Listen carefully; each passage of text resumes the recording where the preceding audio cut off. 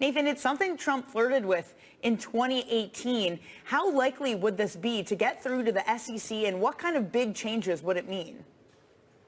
So I think it's actually somewhat likely, but I would say is I don't think it's going to happen by 2027 because like you said, this is something that occurred before back in 2018. And the market participants' reaction to this was somewhat mixed. Investors were like, look, we want this data, but companies were also saying, well, there potentially could be some capital formation positives for this idea of long-term investing. So I think what the SEC will do here is they'll say, certainly, President Trump, we are going to look into this, but it's not like I don't think they've actually written a rule or anything like this. So I think they're going to go back and either two scenarios will emerge. They're going to either do another request for comment or they'll put out what's known as an advanced notice of proposed rulemaking, both of those occurring probably in the first half of next year. And then they'll go through and they'll try and find out more consensus of whether or not this is something the market wants or is this something that the capital formation folks need. So I don't think it's going to happen by 2027. I'm sorry, I don't think it's going to happen anytime soon, but certainly by 2027, this could be a reality for the market. Nathan, has the president been using executive orders as much recently, and can he change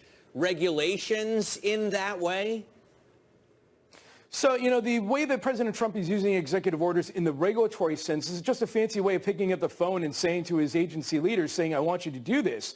And so if President Trump orders the SEC chairman to do this, even though the SEC is an independent agency, we don't think the SEC is going to be in the business of telling the White House no. So I do think what will happen is somewhat similar to what happened in 2018 when President Trump floated this with former SEC Chairman Jay Clayton, is Jay Clayton came out and said, right, we'll do a request for comment and we'll kickstart the process. And I certainly think that Chairman Atkins would do the same here.